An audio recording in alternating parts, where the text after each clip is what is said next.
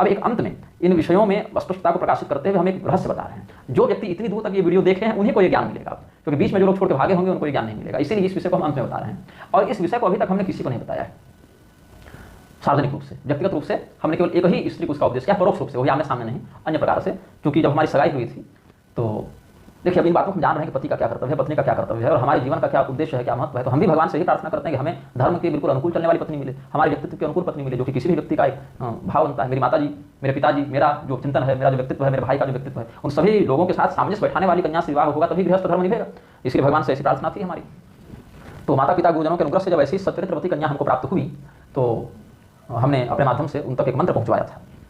वो मंत्र मैं बताने जा रहा हूँ, क्योंकि सौभाग्यवर्धन मंत्र और जो गौरी पूजन इत्यादि का मंत्र है, ये सब तो प्रचलित हो गए हैं। देहि सौभाग्यम आरोग्यम देहि में परमं सुखम रूपम देहि जयम देहि सो देहि सुधि, ये सब मंत्र प्रचलित हो गए हैं। लेकिन पत्नियों के लिए, पतिव्रता स्त्रियों के लिए अपने पति का कैसा पूजन किया जाना चाहिए, इस विषय में हमने सार्वजनिक रूप से कभी नहीं कहा। व्यक्तिगत रूप से हमें संदेश भिजवा दिया था कि तब तक जो है सो, क्योंकि मेरे साथ जीवन निभाना बड़ा कठिन है, ऐसा मुझे स्वयं लगता है। तो हमने चिंतन किया कि परोक्षतः जो है वो शास्त्रीय एक बात वहाँ पर पहुँचवा दी जाए सुहृदों के माध्यम से, कि तब तक आप इन मंत्रों का, इन विधि से अभ्यास कर लिया करें, ताकि लोग पर लोग दोनों साथ निभे, तो एक प्रशिक्षण हो जाएगा तब तक। तो यहाँ भगवान श्री कृष्ण ने एक बड़ा सुंदर उपदेश दिया है। पति स्तोत्र है, पति मंगल स्तोत्र कहते हैं इसको। तो पतिव्रता को कैसा होना चाहिए ये सब कहते हैं। पतिव्रता नाम जन धर्म तम निबोध प्रजेश्वर नित्यम तो भर्तृयोत्सुक्यात् पादोदकमिप्सितम। अपने पति के चरणों तक को रोज ग्रहण करना चाहिए पत्नी को, भक्ति भाव से उनकी अनुमति लेकर उनका प्रसाद पाना चाहिए। व्रत तपस्या देवता का आराधना अगर छोड़ना पड़े तो छोड़ दे, किंतु पति की सेवा न छोड़े। मतलब ये नहीं कि पति भूखा बैठा हुआ है और करिए रुकिए ना, हम 10 मिनट पूजा कर लेना तब आपको भोजन देंगे, नहीं। पहला काम है पति को भोजन देना, और पति जब भोजन कर रहे हो तो यह चिंतन करना कि हे नारायण, आप इनके मुख के माध्यम से इस प्रसाद को ग्रहण करना है, तुरंत वही फल, उससे बेहतर फल आपको प्राप्त होगा, ये शास्त्र वचन है। और पति की अनुमति के बिना किसी व्रत अनुष्ठान उपवास इत्यादि को न करे। कुर्यात् चरण सेवां च स्तवनं परितोषणं तदाज्ञा रहितं कर्म न कुर्यात् वैरतः सती। पति से वैर रखते हुए कोई कार्य न करें। नारायणात् परम कांतं ध्यायते सततं सती परपुरुषां मुखं तेव सुवेश पुरुषं परम। यात्रा महोत्सव नृत्यं नर्तनं गायनं प्रजो परक्रीडां च सततं नहीं पश्यति सुव्रता। दूसरे पुरुषों का मुख नहीं देखना, यात्रा महोत्सव इत्यादि पर पुरुष का दर्शन नहीं करना, दूसरे पुरुषों के साथ नाचना गाना नहीं, खेल कूद हंसी मजाक भी नहीं। भगवान नारायण ही मेरे पति के रूप में आए हैं, बल्कि वो नारायण वैकुंठनाथ तो नहीं दिख रहे, लेकिन ये पति नारायण सामने दिख रहे हैं, ऐसा सोचकर अपने पति की सेवा करनी चाहिए। पति अगर क्रोधित भी हो जाए और अगर कभी हाथ भी उठा दें तो अपनी ओर सुनकर क्रोध नहीं करना है। हालांकि पति को ऐसा नहीं करना चाहिए, पति पर क्रोध नहीं करना चाहिए, हाथ नहीं उठाना चाहिए। कदाचित अगर उठा भी दें तो जैसे पिता अपने पुत्र को मार दिया तो पुत्र थोड़े पलट के मारता है, वैसे पति अगर पत्नी को मार दिया, हालांकि नहीं मारना चाहिए, ये पतियों का कर्तव्य है, लेकिन अगर मार ही दिया चलो तो पत्नी को कम से कम अपनी ओर से पति को पलट के नहीं मारना चाहिए, अपने पातिव्रत्य का पालन करना चाहिए और यह कामना करनी चाहिए कि इनकी बुद्धि सुधर जाए। उत्तरेण दद्यात् स्वामिनश्च पतिव्रता। अपने पति अगर कुछ बात कह भी रहे हैं तो उनकी बात को काटने के लिए या तिरस्कार करने के लिए वो उत्तर नहीं देना चाहिए। मतलब समझाने के लिए चर्चा में दे सकते हैं, लेकिन उनका तिरस्कार करने के लिए, उनको गलत साबित करने के लिए, देखिए देखिए ऐसा आप कह रहे थे, देखिए ऐसा हो गया, मतलब जैसे उनको कष्ट हो ऐसा वचन नहीं बोलना चाहिए, इतना ही भाव है। तो इसमें कुछ मंत्र बताए गए हैं। पुरुषाणाम सहस्रम च सती स्त्री च समुद्रेत पति पतिव्रतानाम च मुच्यते सर्वपातकात्। जो पतिव्रता स्त्री का पति होता है वो अपने साथ साथ अपने पूर्वजों का भी उद्धार कर लेता है पतिव्रता स्त्री के पुण्य कारण से। और पृथ्व्याम यानि तीर्थानि सती पादेषु तान्यपि तेजस्व सर्वदेवानां मुनीनां च सती शुचौ। जो तीर्थ हैं पृथ्वी पर वो समस्त तीर्थ उस पतिव्रता के चरणों में वास करने लग जाते हैं। उसके उस पातिव्रत से भगवान नारायण, भगवान ब्रह्मा, भगवान महादेव ये सब भयभीत हो जाते हैं। स्वयं नारायण संभ्र विधाता जगतामपि सुरा सर्वे च मनो भीतास्ताभ्याम च संततम।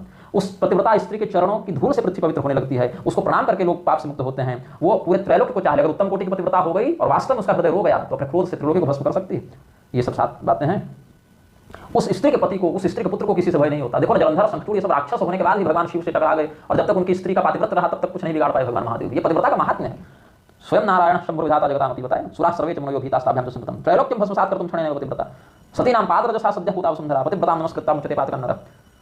100 जन्मों का पुण्य उदित होता है तब किसी घर में पतिव्रता स्त्री होती है। जिस पिता ने उस पुत्री को जन्म दिया, जिस माता ने ऐसी पुत्री को जन्म दिया, जिस सास ससुर ने उस बहू का परिछन किया, जिस पति ने उस पत्नी से विवाह किया, पतिव्रता के माता पिता सास ससुर पति सब के सब उद्धार को प्राप्त हो जाते हैं, उसके माता पिता भी मुक्त हो जाते हैं। प्रतिदिन प्रातः उठे तो पहले अपने पति को प्रणाम करे। सती स्त्री प्रातः उत्थाय त्यक्त्वा च रात्रिवाससं भर्तारं च नमस्कृत्य करोति स्तवनं मुदा। जैसे सुबह सोकर उठे और जो सोए हुए वस्त्र, स्वयं का जो वस्त्र उसको बदले और फिर अपने पति को प्रणाम किया, पति की वंदना की, ये प्रारंभिक कृत्य हो गया। फिर घर का जो काम इत्यादि को झाड़ू बहारू इत्यादि किए, फिर स्नान ध्यान किए, सुंदर साफ वस्त्र पहने और श्रृंगार इत्यादि किए। गृह कार्य तथा कृत्वा स्नाता धौते च वाससी गृहीत्वा शुक्ल पुष्पम च भक्तिता पूजयेत् पतिं। फिर सफेद पुष्प को लेकर अपने पति की पूजा करनी चाहिए। देखिए ये मंत्र मैं सभी स्त्रियों के लिए नहीं बता रहा हूँ, जो कुछ माताएं बहनें पतिव्रता स्त्रियां हमारी इस सनातन धर्म में विद्यमान हैं, अभी भगवान की कृपा है जिनके ऊपर कि उनको इस कलयुग में भी पतिव्रता बनने का सौभाग्य मिला या उस प्रकार के सदाचार में जिनकी रुचि है, उन्हीं को ये मंत्र बता रहा हूँ। इसीलिए ये 3 घंटे के बाद बता रहा हूँ, क्योंकि इतना वीडियो को देखता नहीं है। आप देख रहे हैं अगर तो ये ज्ञान आपको मिलेगा।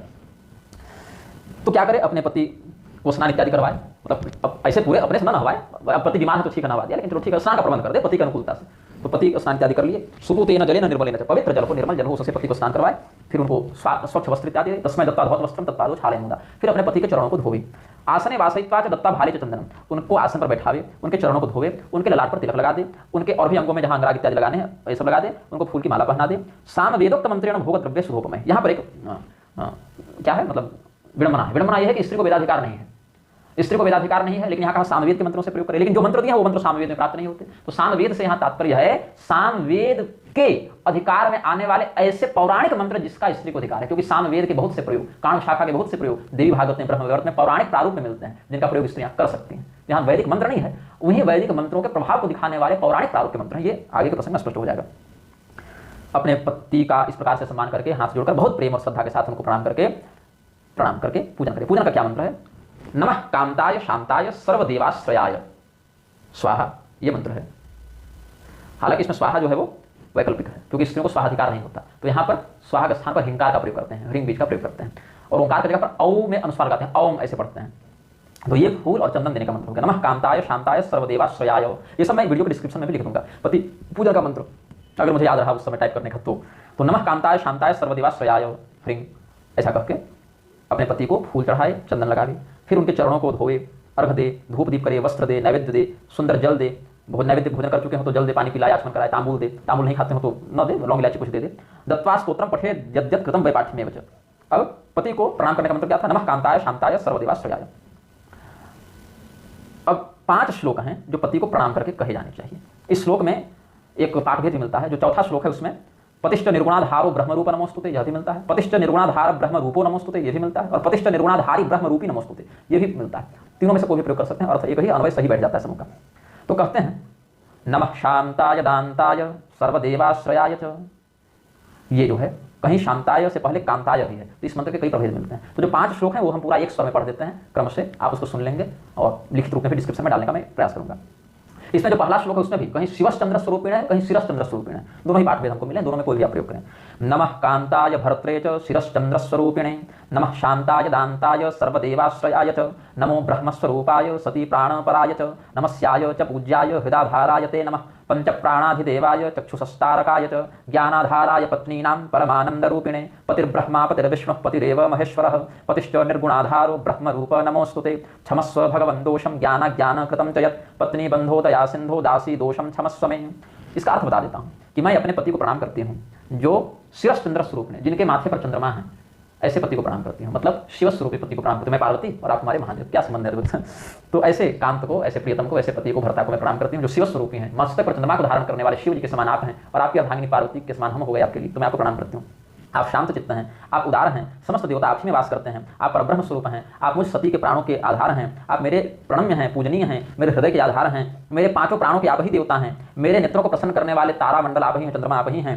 5 प्राण, प्राण अपान ज्ञान समान उदान, ये 5। आप समस्त पत्नियों के ज्ञान के आधार हैं, मतलब अलग अलग पत्नी के लिए उनके पति ज्ञान आधार है ना। आप परमानंद स्वरूपी हैं, आप ही पति ही ब्रह्मा, पति ही विष्णु, पति ही शिव हैं, पति ही निर्गुण परब्रह्म होते हैं। इसलिए हे पति रूपी परमात्मन, यदि हमने जानबूझकर कोई गलती कर दी हो या हमसे अनजाने में कोई गलती कर दी हो तो आप हमारे परम सुहृद हैं, हमारे बंधु हैं, सखा हैं, आप बहुत दयालु हैं, मुझे अपनी सेविका जानकर हमारे दोस्त को क्षमा करें। ये पति को प्रसन्न करने का, पति को प्रणाम करने का मंत्र है। और ये मंत्र को मैं काल्पनिक नहीं बता रहा, ये मंत्र जो है भगवान ने बताया है, और ये समस्त ऋषियों की पत्नियां प्रयोग करती हैं, समस्त देवताओं की पत्नियां प्रयोग करती हैं। सृष्टि के प्रारंभ में इसका निर्माण किया गया था। देवी सरस्वती, देवी पृथ्वी, देवी गंगा, देवी सावित्री, देवी पार्वती, देवी लक्ष्मी, ये सब इन मंत्रों का प्रयोग करते हैं। और फिर अपने पति को जो नैवेद्य दिया था उसमें जो प्रसाद बचा था उसको पति की अनुमति से ग्रहण करना चाहिए। तो पतिव्रता स्त्रियों के लिए हमने ये विषय बताया है। और जो पतिव्रता स्त्रियां नहीं है उनसे तो बात ही नहीं करना, उनका दर्शन हो जाए तो सूर्य दर्शन करके प्रायश्चित करना चाहिए। लेकिन हमने सोचा कि बहुत उठापटक और ये सब जो कुछ सामाजिक बातें मेरे संज्ञान में आई, तो हमने सोचा कि कुछ वीडियो बनाया जाए, तो बना दिया इस पर। अब जो लोग कह रहे थे 10-20 मिनट का ही वीडियो बनाएं, वो लोगों को क्या ज्ञान मिलेगा इस विषय में? वो तो अपने बच्चे को स्कूल भेजते हैं तो कहते हैं कि पूरा पीरियड अटेंड करके आना। बच्चा तो नहीं कहता कि 10 मिनट में सारा विषय बताकर हमको घर भेज दो। क्यों 9 बजे से लेकर 4 बजे तक पढ़ा रहे हो, 9 से 10 पढ़ा और भेज दो? तो माता पिता क्या कहेंगे कि नहीं पूरी पढ़ाई करके आओ। लेकिन आप लोगों को जो है वृक्ष विद्या में इतना रस लगता है, लेकिन इसको शास्त्रीय बातों में रस नहीं लगता। तो इसीलिए ये जो मंत्र है ये बड़ा दिव्य है, हमने इसको अंत में बताया है। अंत में इसलिए बताया कि जो पूरा देखेगा उसको मिलेगा, और पूरा वही देखेगा जिसको इस विषय में रुचि होगी। मैं ये नहीं कहता एक ही बार में पूरा देखिए, समय निकालिए, थोड़ा थोड़ा देखिए। नहीं समय है तो देखिए, मतलब भगवान का नाम लीजिए, वो तो तत्काल कल्याण करेगा ना। तो इतना हमने बता दिया है आपको।